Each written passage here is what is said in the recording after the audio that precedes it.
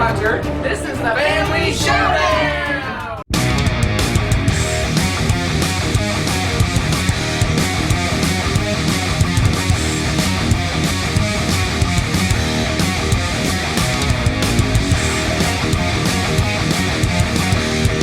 Howdy folks, Rebecca and Hunter here from Family Showdown. Welcome back to my top 100 games of all time with my commentator and heckler. And today we are going to go through my number 70 through 61 of my favorite games of all time as of early December 2016. And as you've probably seen in the earlier videos, I do have to specify that because we've played some games since then, and y'all know me very well. But you know what I found interesting? What? Is you technically did two top 100 games lists. Well, two top lists in 2016. How so? Because you did one in January last year, and we called that your 2016 list. And Oh, did we? now we're calling this your... So I guess this is the revised 2016? The expanded and revised. Yeah, but that didn't have really any 2016 games on it. True. So there you have it. Rebecca's expanded and revised top 100 games of 2016 of all time. There you go. Huh, Or interesting. Or something like that. The maker of grandiose titles is right here. Let's do this. Yes. We're going to start with my number 70 today. Hunter does not know what my games are. I have them hidden. So I must find them. Where'd they go? Put that over in the corner. Ah, don't peek. No peeking. My number 70 is Stockpile. Why are you sad? It's in my top 100 games of all time. It is in your top 100. That's good. You should be thrilled because this is a game with the stock market, which normally I have no interest in, and math, which I generally have little to no interest in. So, why is this game on my list, you might ask? Well, let me tell you.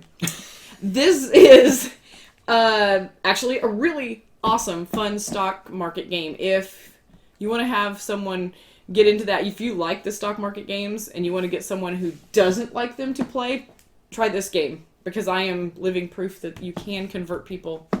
And I don't know, just the way the turns move and the way you have to think about, okay, you could think about it in depth or just as far as what am I going to do to survive, and then once you start to get the idea of how the game works, you'd start going, oh, I think he's going to go for this, or he's trying to get these cards going. You know, you can start to add a little bit extra strategy to the game as you're churning through it a few times, and the way it plays out is really fun. It's not like overtly attacking each other, but you can't, I mean, in a way, because I mean, you can affect their stocks and stuff, but you can't, you know, attack them. Right. So it's not a Amerithrash or anything like that, but it's not full Euro. Well, you can yeah, that's a little bit of attackiness, but a lot of Euro games are incorporating attacking things. Yeah. You know? And it's amazing how interested you can get on trying to make that balance of, okay, I gotta bail on this stock because I just know it's going to tank, you know, and sometimes you're taking just a wing and a prayer and going for it, and other times you think you get some educated, you know, information about it, so you can say, okay, I'm going to make a guess about this, but I think I pretty much know what's going to happen, and you're seeing the trend or whatever. You actually get to peek at some of the cards to see where things are going and try to collect that stock without making it obvious to the other people that that's what you're going for. There's just a lot going on in this game, and that's why it's my surprising number 70. Yeah, I like the fact that everyone has a little bit of information that no one else has. Yes. I enjoy games where you have some hidden information and you can utilize that to your advantage, but then everyone else has hidden information as well, which is cool. And if you like to add a little bit more depth to it, you can play with the special abilities and stuff, and then the expansion was just really fun. We actually, I don't think we'll ever play without the expansion anymore now, because we love it so much. Yeah, the expansion normally in Stockpile, you know, a certain number of stocks are going to go up and down each turn. And in Continuing Corruption, which is the name of the expansion, they use dice to randomize what's going to happen. So more could go up in one round, more can go down. You can't think, okay, well, it's probably going to go up again because there's more things going up. But then you roll a bunch of negatives and they all go down. So it adds a little bit of more randomness to the game. I think it's a little more closer to reality. Yes. And Stockpile is my number 35, so I like it. Just a little bit more. She hates it 100% more than I do. What? That's messed up. Well, yours is 70 and mine's 35, I hate right? nothing on my list. In fact, you'd have to go into like the 400s before I would pick something that would be like, no. What was that again? No. Kind of like that. All right. So my number 69 is Star Trek Panic. And Castle Panic's pretty fun. And I really love playing it with the girls, especially because they really get a kick out of that. But this game is like mine. They obviously spent time working on putting some love into this game, because if you're a fan of Star Trek, this is Star Trek in a little box. It's so cute. I mean, instead of having the castle that you defend, you've now got the Enterprise, which you have shields around, and you can kind of maneuver it a little bit to try to avoid things that are coming at you. But the characters are there, and there's missions, and everything's thematic, and it's obvious that whoever developed on this game loves Star Trek, because the details to this were really, really, really good. And I get a huge kick out of playing this game, even though it's kind of sad that you are destroying the Enterprise. But, there's always another letter in the alphabet, right? You're not destroying the Enterprise, you're protecting the Enterprise. You destroy the Enterprise in this game. Well, don't they do that in most of the movies too? Exactly, so it's thematic. So, hence, this game it's a lot of fun. I really love it. I enjoyed Castle Panic, but this put it like 10 times level higher for me, because it had a theme on top of it. This was in your top 10 of 2016, right? And I said that in a video that I would always choose this over Castle Panic. Oh yeah, absolutely. So anyway, Yep. That's a good one. It did not make my list. It was just off. It was just off the bottom of my list. It would have been somewhere in the 110-ish range. Yeah, but this is not usually more your cup of tea, because it's lighter and has quite a bit of random stuff going on in it. But Yep. I like that. That's a good one, though. I like that one. All right. My number 68 is like one of our big standby games when we were starting people out, and the girls love to play. Nessa in particular loves to play this game, and that's Stone Age. And this is a great introductory game or gateway game for worker placement. And you've got the pictures on this are great. All of the components are fun. You've got a little leather cup to roll the dice in, and there's a lot of dice mitigation. So of course I love this game, because even if I roll poorly, I still end up getting something out of it most of the time. And that really rarely happens in this game now because of the dice mitigation and stuff. And it's just really fun, and people that normally don't want to sit down very long for a game tend to want to stick around and play this whole game. It's really neat. I've converted so many people into saying, hey, I want to play that again. I want to play some games like it.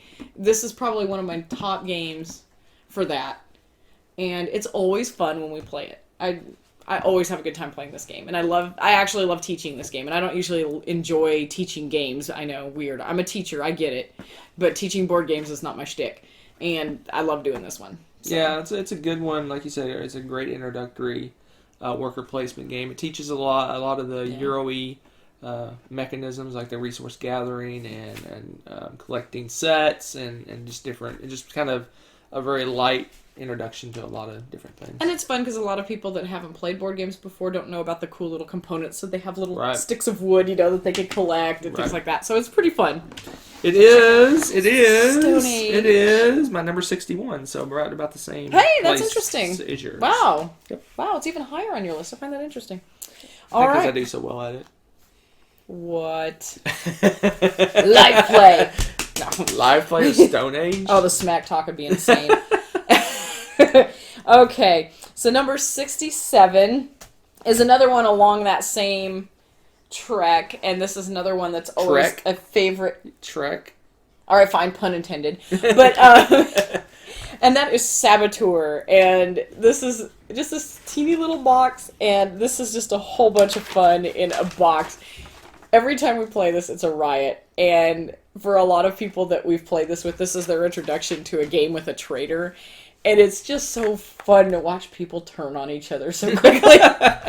People you barely know, and next thing you know, it's like, you're the traitor! And oh my gosh, the accusations fly, and people are breaking each other's equipment so they can't build their way to the treasure, and oh, it's hysterical. This is a fun game. You're dwarves, and you're trying to find treasure, and there's 3 different possibilities, and you can peek at them, but you can't tell people what you saw, and people are betraying each other, and it's a fun game, and it's a lot of game for a little box. Yeah, that's a good one. So, yeah, like you said, it's along the lines of Stone Age. This is one of the ones I would pull out to teach people social deduction, right? yeah. And really, social deduction is just such a foreign concept to the mainstream game players, right? They're more it's just something you don't really encounter in those kind of games. I mean, you have games like kind of like charades and guessing games where you're trying to figure things out, but not hidden roles, and you're acting like someone else. Yeah, that's a great one. I mean, it's not on my list because there's just so many. I think you have a ton of social deduction. So many games better social deduction games than that one, but that's a great. Like you said, that's one you would pull out to teach one. I wouldn't pull out like Resistance.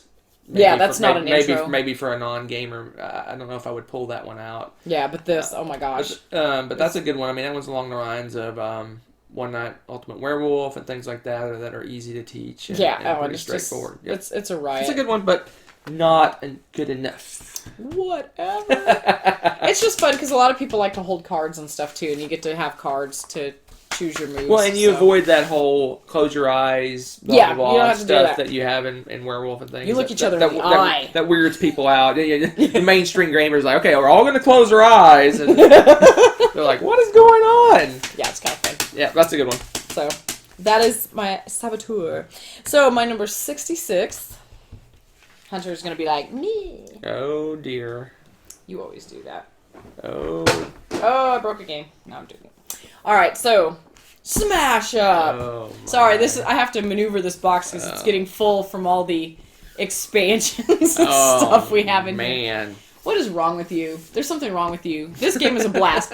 If you want to have cyborg monkeys attack some princess zombies, you can do it. You can combine any crazy combo you want to from all sorts of different genres and things, and you go and you build up your deck. It's a little deck game, and you take your deck and you attack bases, and the cards have special abilities on them, so you're duking it out with the other players. And I love the concept. I love the cards. I think they do a great job playing with the themes. And one of the last sets they had Star Trek knockoff characters and stuff, and I love the things that they're picking for your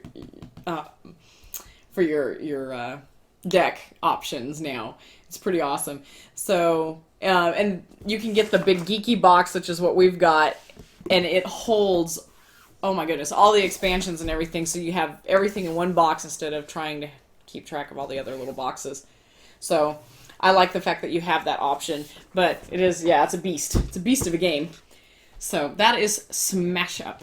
And yeah, Hunter and card games, not so much. But I mean, it's an okay game. It's just there's certain things about it don't work for me. I don't like to have it. I mean, if we actually spent the time and got the little bases, the little score we need to trackers, get those. Those are cool. Because it just drives me crazy. Like every time you play a card, it's like 1, 2, 3, 4, 5, 6, 7, 8, 9, 10. 1, 2, 3, blah, blah, blah, blah. Is that enough? No. Okay, it doesn't trigger. Next time you play a card, oh, we forgot. 1, 2, 3, 4, 5, 6, 7, 8. For someone who does like math a lot, you seem very. It's just tedious. It is so tedious, and I like the concept. I like the idea of taking two different factions and mushing them together and getting weird combos and things out of it.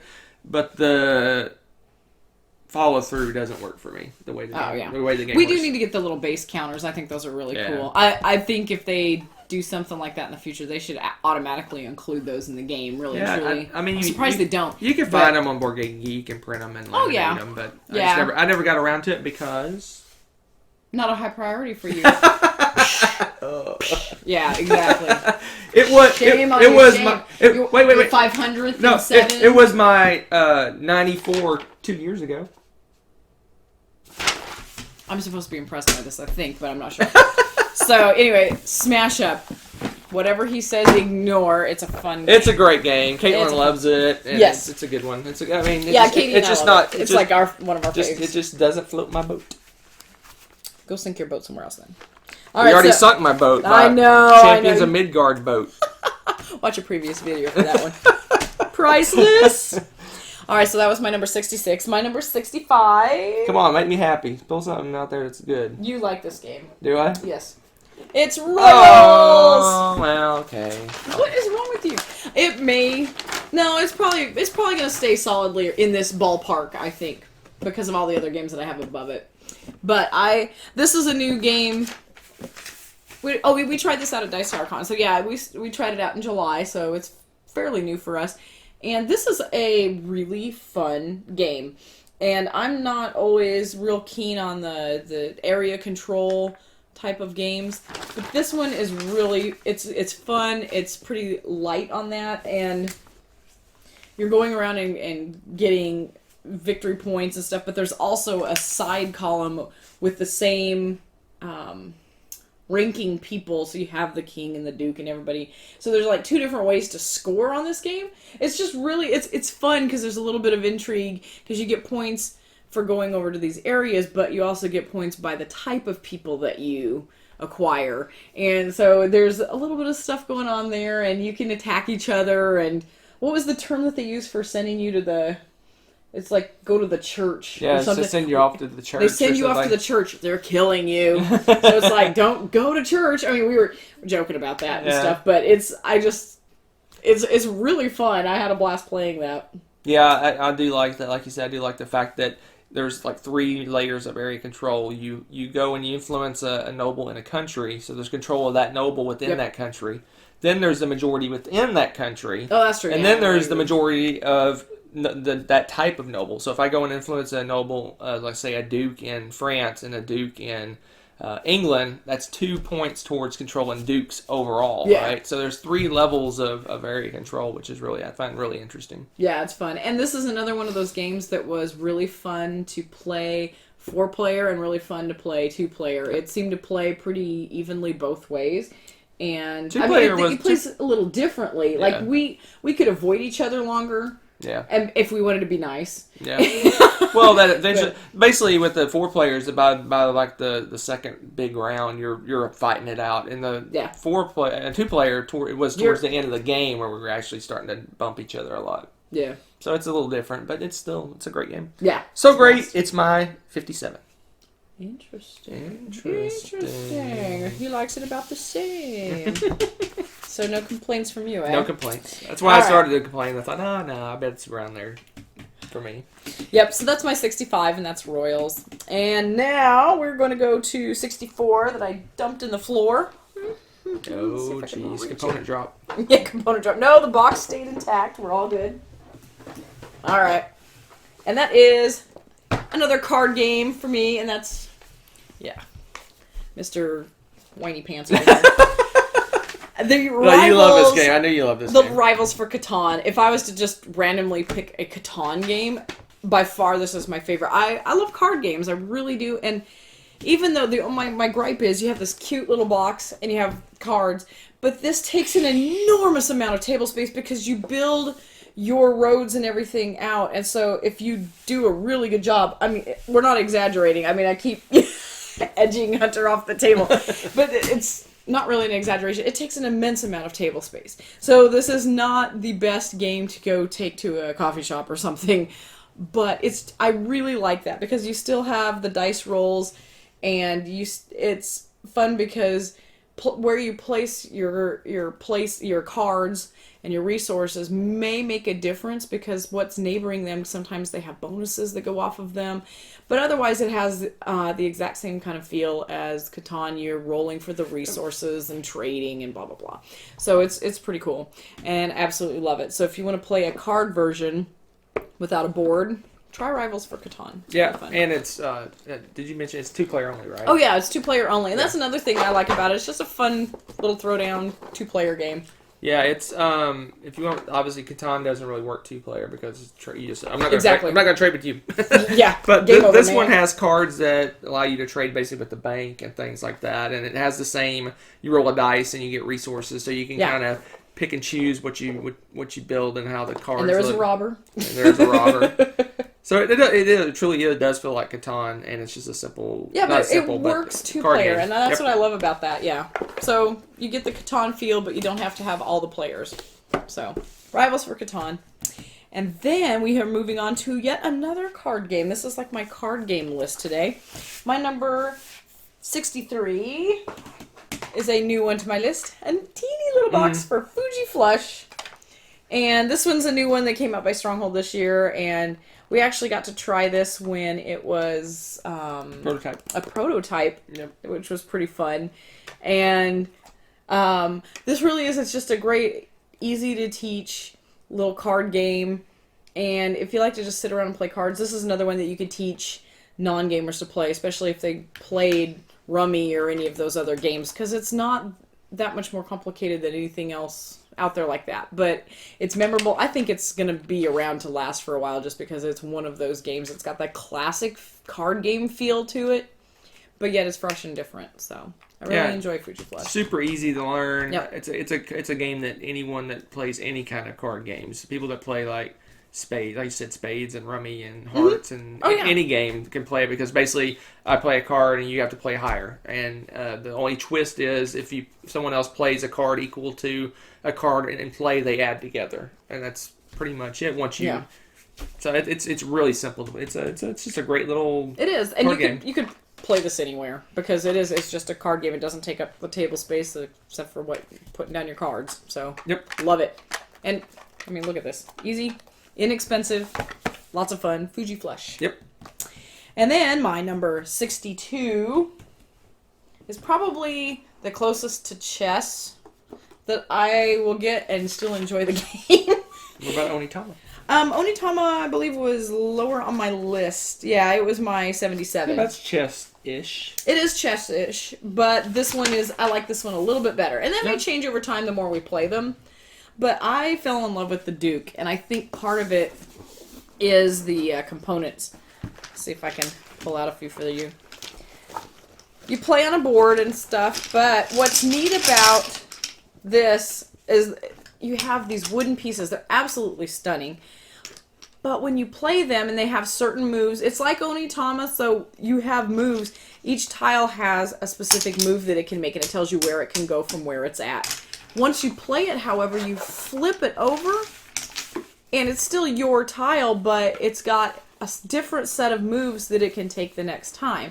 And yet you're still playing the chess-style game, but you have pieces that are all incredibly unique and have two different moves, depending on which time you flip them over and then you move, and then the next time you're going to use that move and you flip it over. It's really beautiful game. It looks really cool. I love the pieces. Yeah, see, the dragon. Look at that.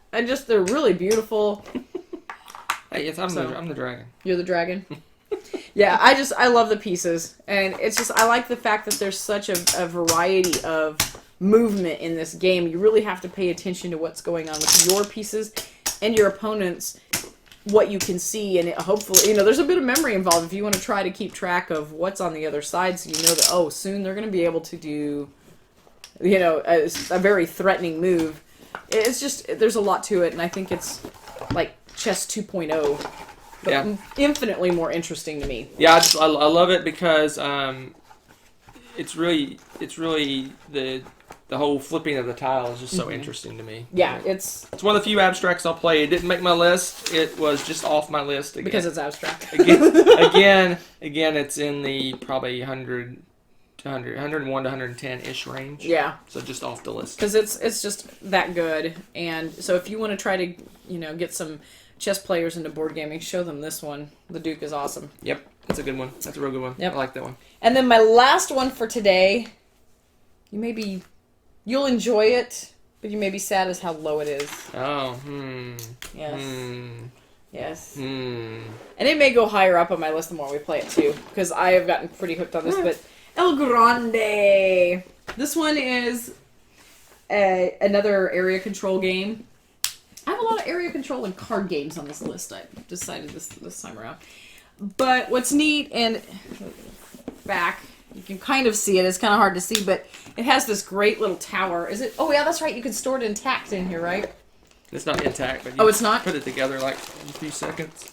Yeah, the pieces to this are pretty cool. But you're taking over Spain, and it's area control, and you get points for the regions, but you're kind of battling back and forth with it, and you can also put some of your soldiers in this little tower that Hunter's building. But the problem is Thought I was building. watch Hunter build. This will be fun. So, but there's a memory element to the tower, which is kind of hilarious for us because we tend to play these games late at night, and you're dumping these in, and you have to remember what you've put in there and what your opponent, if they've dropped anything in there, what they have, because whoever's got the majority gets certain things. And every time, without fail, we're like, okay, I think I put some in there. I can't remember how many I put. Almost every time we always get a surprise. We're like, oh, that's right, we did put that many cubes in there. And so it's kind of fun. We have a good time with that. And it plays really smoothly. And even though this is an older game, when did this come out? Oh, it got the Spiel des Jahres in 1996, if that gives you any idea. This is not a new game. But it stands the test of time really well. It's just a really straightforward area control game with kind of a twist in that you have you don't just put cubes on a board. I mean, you do, but you pick skills. You pick a card, and that card allows you to put a certain number of cubes and do a certain action. So, but you also have to collect cubes to put in a queue, basically, so that you can put them out. If I recall too. So you've got a few steps involved with that, and so you have to choose your actions wisely because you also have to fight against. You got to beat the other person to that area to get the bonuses. So it's really fun, and it doesn't. I don't think it would take that long to teach somebody that one. Yes and if no. If they understand area control, I think it'd be easy. Well, the area control is, I think, the easy part. I think it's more of that card selection and the fact that it's two levels of cards, right? You're bidding on what to go first and picking your card, and you're also bidding. I mean, you pick the card, but then that bid to go first also decides how many guys you get and things like that. It's got some levels to it. I mean, it's not a gateway game by any stretch, but I think it would be if someone's been board gaming a little bit. I think they'd pick it up pretty quickly. Yep, it is my number 44. Wow, not too bad, not too bad. So there you have it, my 70 through 61. What will be above it on the list? Wait and see. We'll see you soon.